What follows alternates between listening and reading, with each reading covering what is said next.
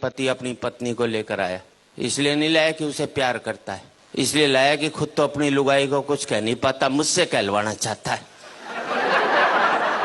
भाई मर्द के बच्चों तो खुद बोलो अपनी लुगाई को, वहां सबकी टैं बोल जाएगी। कई बार तो मुझे ऐसे लगता है जैसे इस देश के पतियों ने मुझे सुपारी दी हुई हो कि हम तो कुछ नहीं कहेंगे, तू कह दियो हमारी तरफ से। यह देखा जाए तो इस देश के पतियों का मैं अम्बेडकर हूँ। ये बेचारा शोषित समाज जो आज तक ऊपर नहीं उठ सका, इसको मेरे जैसे ही संतों की आवश्यकता है। इस देश के पतियों को एक संत मिला है, इसके लिए उसका स्वागत कर सकते हैं। बोलो पत्नी नहीं देखे बस इस हिसाब से ताली बजाओ। और वैसे भी देखा जाए तो आजकल मार्केट में बहुत संत घूम रहे हैं, और दूसरे शब्द में कहूं तो मार्केट वाले संत घूम रहे हैं। जिस संत के पास जाओ एक ही बात कहेगा, माया त्याग दो। बोले क्या करें? बोले मुझे दे दो। हर एक चाहता है वो तो करोड़पति बन जाए और आप बाबा जी बन जाओ। लेकिन मैं इतना ही कहना चाहता हूं, अभी मैं अमेरिका गया, मैंने वहां देखा पति पत्नी बहुत प्यार करते हैं। सड़क पर चलते चलते प्यार कर लेंगे, ट्रेन में बैठे बैठे प्यार कर लेंगे। हिंदुस्तान में तो पति सारा घर में प्यार नहीं करता, बाहर के तो बात छोड़ दीजिए। इतना प्यार करते हैं अमेरिका में पति पत्नी की, उनका प्यार का कोटा 2 साल में पूरा हो लेता है, फिर वो तलाक ले लेते हैं। हिंदुस्तानी पति पत्नी सुबह प्यार करेंगे, शाम को माथा फोड़ लेंगे, तो जिंदगी भर प्यार का कोटा पूरा ही नहीं हो पाता। इसलिए हमारे यहाँ कहते हैं 7 जन्मों तक साथ निभाएंगे, क्योंकि हम एक जन्म में प्यार का कोटा पूरा नहीं कर सकते। हंसने की बात नहीं, आपको अगले जन्म में दूसरी लुगाई चाहिए तो इस जन्म में इस वाली को खूब प्यार करो, अपना कोटा पूरा कर लो बस। भगवान अगले जन्म में दूसरी दे देगा, और नहीं कोटा पूरा करेगा तो 70 जन्म तक यही मिलने वाली है। हंसने की बात नहीं है, कल से जिस पत्नी को पति प्यार करने लग जाए तो समझ लेना साले के दिल में खोट है, वो चाहता ही नहीं कि अगले जन्म में ये। मैंने तो टेक्निकल बात बता दी। अच्छा, मैंने रिसर्च की कि इस देश में पति पत्नी से डरता क्यों? हमें जितनी भी ताकतें मिलती हैं सब औरतों से मिलती हैं।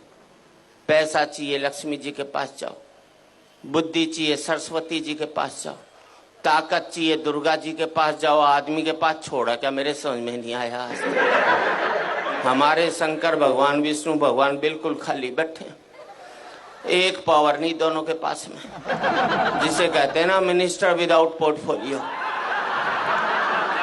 इसलिए एक जाकर बेचारा पहाड़ पर बैठ गया, और कपड़े भी कितने दिए पहनने को, देखो इसे, गले में सांप और डाल दिया। थोड़ी कसर बची थी तो जटा से गंगा और निकलवा दी ठंड के अंदर। पीने को मांगा तो विष पिला दिया। ऐसे में आदमी तांडव नहीं करेगा तो क्या बांसुरी बजाएगा भाई? सीधी सी दूसरे को शेषनाग पर लिटा दिया, वो भी समुन्द्र में दूर दूर तक पीने का पानी भी नसीब नहीं हो सकता। अच्छा, दोनों बेचारे आपस में रोना भी नहीं रो सकते कि एक पहाड़ पर बैठा एक सागर में लेटा है, वरना दुखी पति आपस में बात करके मन हल्का कर लेते हैं।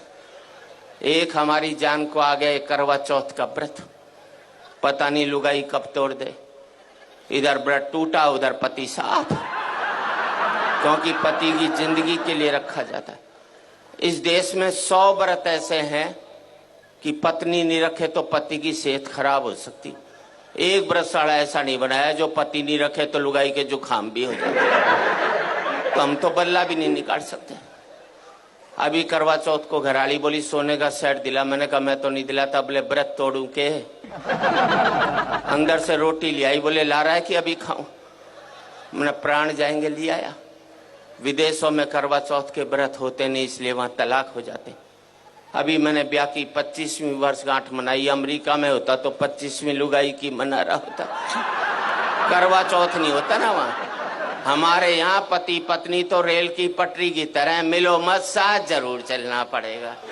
अलग इसलिए नहीं हो सकते कि बच्चे स्लीपर बनकर दोनों को जकड़े हुए हैं, ना इसको इधर जाने देते हैं ना उसको उधर जाने देते। अच्छा, इस देश में हर एक पत्नी पति को एक धमकी जरूर देती है।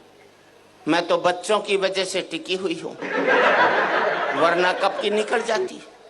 अब मैंने अपनी लुगाई से कहा, मैंने देख सारे बच्चे ब्याह लिए, अब तो निकल ले। बोले ना जरा पोते का ब्याह और देख लो, उसने कभी नहीं निकलना।